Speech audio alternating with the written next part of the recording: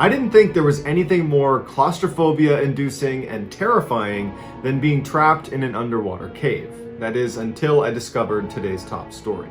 But before we get into today's stories, if you're a fan of the strange, dark, and mysterious delivered in story format, then you've come to the right channel, because that's all we do, and we upload 3, 4, even 5 times every week. So if that's of interest to you, please sneak into the like button's house and open up all of their cereal. But when you open the bags, make sure you tear them in such a way that you rip down the side of the bag, not along the intended seams at the top. Also, please subscribe to our channel and turn on all notifications so you don't miss any of our weekly uploads. All right, let's get into today's stories.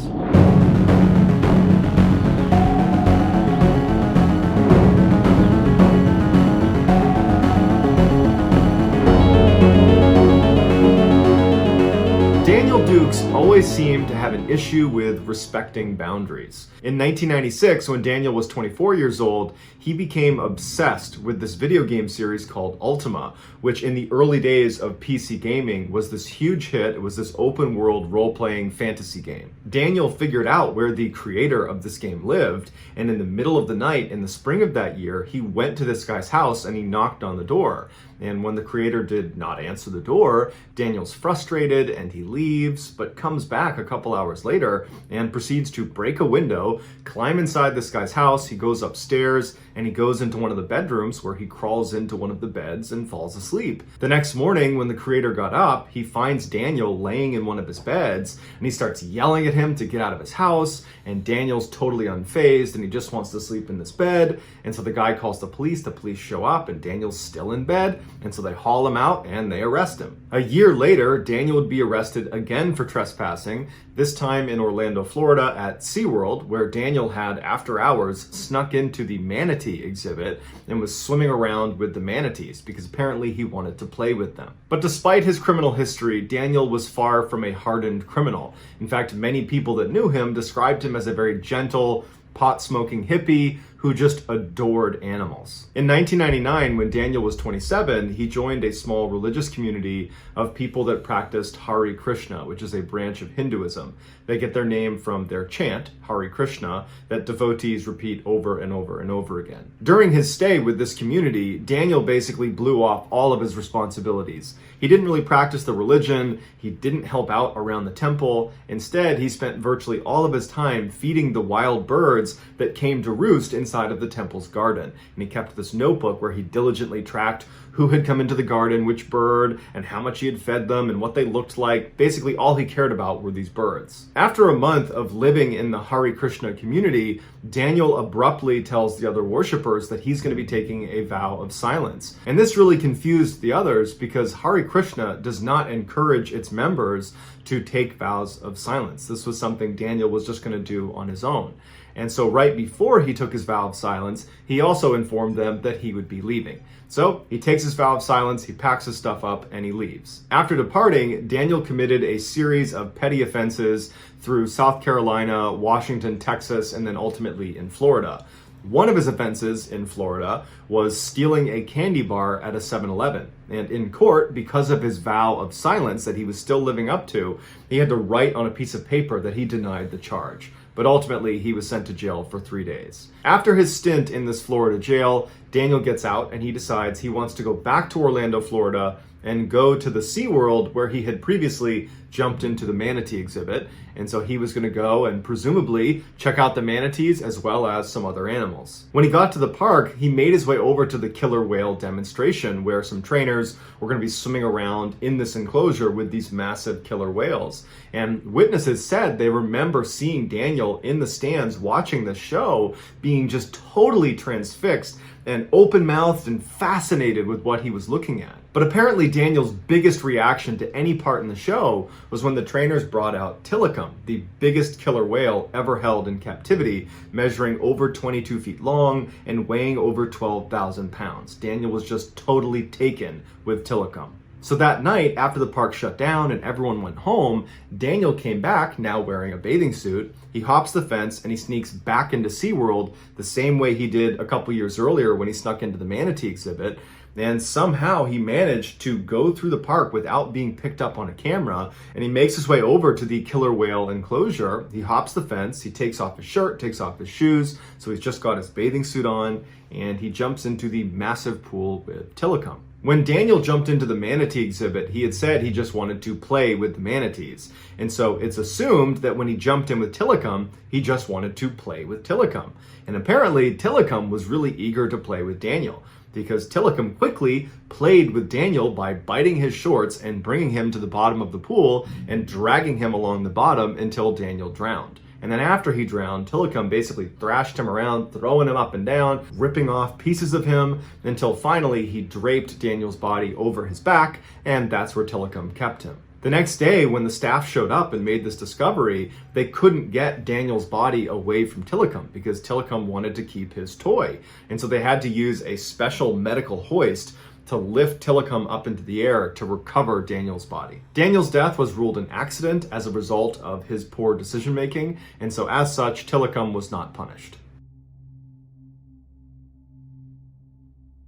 In 1910, miners drilling inside of the Nika Cave in Chihuahua, Mexico, punctured through the ground and discovered this flooded cavern. After pumping the water out and stepping inside of this cavern, they were amazed to see these massive gypsum crystals that had formed on the walls and the ceiling all over this cave. Although the crystals were beautiful, they were far less valuable than what these miners were after, which was silver. So instead of trying to, mine out these crystals, they told the locals in the area that they had found this cave and that they really ought to come down here and protect it because it's this amazing natural wonder. And so for the next 100 years, the locals in Chihuahua, Mexico, basically kept this cave that they nicknamed the Cave of Swords under lock and key so that no one would go in there and destroy these amazing crystals. Fast forward to the year 2000, and two men are inside of this mine, not the Nika mine where the Cave of Swords is located, but a mine that was right up against it. And they're drilling down, and they're actually at the same level of where the Cave of Swords is located. And they don't know it yet, but they're drilling underneath the Cave of Swords. And they eventually puncture into the rock, revealing this underground flooded cavern. Now, these two men are not tracking that this is right underneath the Cave of Swords. So they're not thinking there could be crystals inside of this flooded cavern. They're thinking there could be silver down there. So after pumping all the water out of this cavern, they crawl down inside and it opens up into this massive cavern with these enormous crystals coming out of the ceiling, the walls, everywhere. And they are like 10 times, 15 times bigger than any of the biggest crystals inside of the Cave of Swords. These are literally the biggest crystals in the world, and this cavern looks like Superman's Fortress of Solitude. It's this unbelievable landscape. This new cave would be dubbed the Giant Crystal Cave, and like its counterpart, the Cave of Swords, it would be handed over to locals to protect. Now, you'd think people would be lining up like crazy to get inside either of these two caves to see these natural wonders. But the truth is, nobody wants to go inside of these caves because they're death traps. Even though both of these caves have had the water drained out of them, their humidity level is still 100%, which means if you're in there too long in either of these two caves, you run the risk of your lungs starting to fill with water, effectively drowning you. In fact, scientists speculate that it would take about 10 minutes for this to happen to you if you were inside one of these caves, assuming you were not wearing a special breathing device that was pumping dry air back into you. But even if you were wearing these special air tanks, the cave would still kill you in about an hour because the temperature exceeds 130 degrees Fahrenheit. And so if you combine the extreme heat with the humidity and the tight enclosed nature of an underground cave, you have a natural oven that if you stay in there too long, it will cook you alive. So the only people that go inside of these caves are researchers that wear all the special equipment, and they only go inside for a couple of minutes at most. But in 2001, so 1 year after the discovery of the Big Crystal Cave, one of the workers who helped drain out the Big Crystal Cave decided, you know what? I want a crystal for myself. And so using his understanding of the mine and his access to this particular section of the mine, he made his way down and got inside of the Big Crystal Cave.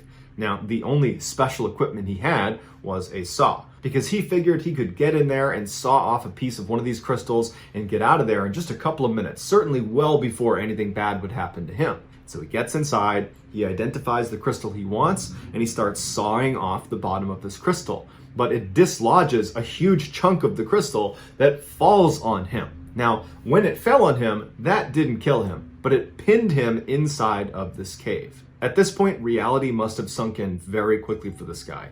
He didn't tell anyone where he was going because what he was doing was illegal, and he knows that nobody checks inside of these caves to see if people are trapped or stuck, because they don't expect people to go into these caves, and they're off limits. A couple of days later, researchers went down into Big Crystal Cave, and they discovered this guy still pinned underneath the big crystal he had cut from the ceiling. It was unclear whether he had died from drowning or from being cooked alive, but either way, he was deceased. To this day, Big Crystal Cave and the Cave of Swords are strictly off limits to the public.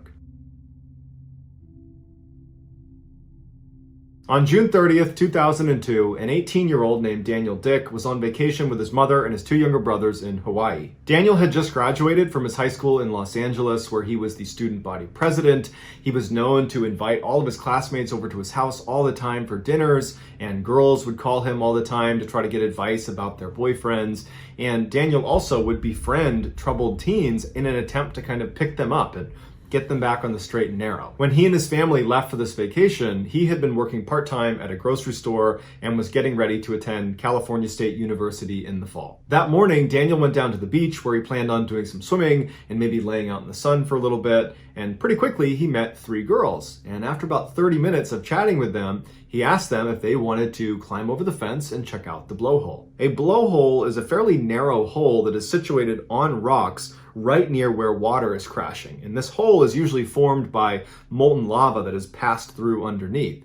And what happens is this hole is connected to a tunnel that feeds down and out into the water. So when the waves come in, they go through this tunnel and they get rocketed up this little opening, causing a massive geyser of water. Now, if you don't go near the blowhole, it's not dangerous at all. It's just a very cool natural phenomenon. The beach that Daniel and these girls were on was situated right near an infamously dangerous blowhole called the Halona blowhole. The reason it was so dangerous is because the water it connected to through that tunnel was some of the most violent in all of Hawaii. So when those waves came barreling through the tunnel, it would shoot 30 plus feet in the air. And so to make sure everybody understood you're only allowed to watch the blowhole from a distance, they actually put up a fence all the way around it and put up signs saying, "Do not go any closer." To give you a sense of how powerful the water was that was churning through this tunnel, if you were standing on the other side of the fence watching the blowhole from a safe distance, you could feel the ground shaking as the waves would rumble through the tunnel and then explode out of the blowhole. According to Daniel's family and friends, he was not a reckless person, he was just a very adventurous person. And so something like this blowhole really piqued his interest, and he just couldn't handle being on the outside of the fence. He really wanted to get right up there and get a look at it. In fact, he told these girls he wanted to feel the power of the water hit him in the chest. That was his plan. The girls told him this was a bad idea, but he was insistent and he began walking over to the rocks where you could climb up and jump this fence. The girls went with him, but they stopped short of the fence. As Daniel made his way over to the rocks, he passed by a couple that was laying on the beach. He waved to them, he climbed up the rocks, he climbed over the fence, and he made his way over to the blowhole. And he timed it to where a wave had just come in and shot a geyser up, and then as soon as the water went down and there was a break, he walked over the edge of this hole that was not very far across, and he kind of arched himself over it so his chest was hovering right over where the water was going to come up. And initially a wave came through and the water shot up and it hit him in the chest and it kind of staggered him back for a minute. And at this point, the three girls and the couple that he had passed are now yelling for him to get away from the blowhole, that it's way too dangerous. But it was too late. He leaned back over the blowhole right as a massive wave came barreling through the tunnel. It rocketed up and it lifted him off the ground about 5 feet in the air, and it turned him upside down so his head is pointed down. And when he fell, he went directly into the blowhole. The couple and the 3 girls that saw this happen described his body position as being the perfect dive. And in order to actually get into the blowhole, you would need the perfect body position because the opening is very narrow and it goes down 8 feet of just this narrow tube. And at the bottom of that, it opens up like the inside of a teapot. And inside of there is this just vicious churning water that connects to this underground tunnel that feeds out to the sea. And so when Daniel went headfirst down, his momentum, along with his perfect body position, forced himself down through that hole into that section that's kind of like the inside of a teapot. And once you're inside, there's no way to go back up again. The opening is too tight, and there's nothing to hold on to. You wouldn't have the ability to force yourself up through that hole again. So the only way out is through the underground tunnel that leads out to the sea. But there are constantly waves pounding their way up this tunnel into the section where Daniel had fallen into. And so realistically, anybody that tries to swim through this fairly long underground tunnel is only going to get so far before a wave forces them back or traps them in some way in this underground tunnel. As soon as Daniel went into the blowhole, the couple and the 3 girls immediately climbed up the rocks, hopped over the fence, and began looking into the tunnel, yelling for Daniel. And as they're sitting there yelling for him and yelling for people on the beach to call 911, they would feel the ground start to shake as another wave would come through the tunnel and erupt through the blowhole. And they know every time that happened, Daniel, if he was alive, he was completely submerged in water for 30 seconds or so every iteration that this blowhole erupted. By the time the police showed up, Daniel has been trapped inside of this blowhole for some time, and no one's heard him, no one's seen him, and so it's starting to look pretty grim. And the police would say it's nearly impossible for anybody to survive being inside of this blowhole, especially at high tide, which is when he went in.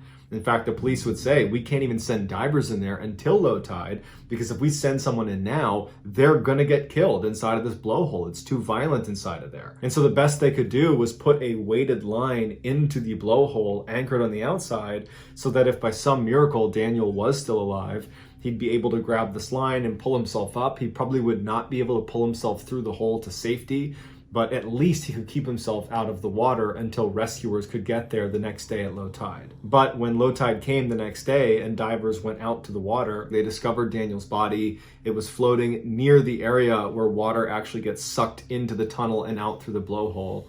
During low tide, he must have been pulled back out through the tunnel out to sea. It's unclear how long Daniel was alive once he landed inside of the blowhole, or whether he ever attempted to actually swim through that tunnel out to sea, but at some point he did drown. Daniel's mother petitioned to have a metal grate put over the blowhole so that nobody else would fall in and meet the same fate as her son, but this proposal was met with criticism from the locals, who said the problem was not the blowhole, the problem was people not respecting the power of nature. And so while a fence still surrounds Halona Blowhole telling people to stay back, the entrance to the blowhole is still uncovered. So that's going to do it, guys. If you found the secret in today's episode, let us know in the comments what it is and where you found it. So give us the timestamp. And if you're the first to do that, we will pin you at the top of the comments section. If you enjoyed today's video and you haven't done this already, please sneak into the like button's house and open their cereal. But when you open the bag, make sure you tear down the side of the bag, not along the intended seams at the top. Also, please subscribe to our channel and turn on all notifications so you don't miss any of our weekly 3, 4, even 5 video uploads. If you want to get in touch with me, you can direct message me on Instagram or on Twitter. My username for both platforms is the same. It's JohnBallen416. I also have a ton of content over on TikTok where my username is MrBallen. If you have a story suggestion, please submit it to our subreddit just called MrBallen. It's linked in the description below. So whether I see you on Instagram, Twitter, TikTok, Reddit, YouTube, or some combination, just know that I really appreciate your support. And until next time, that's going to do it. See ya.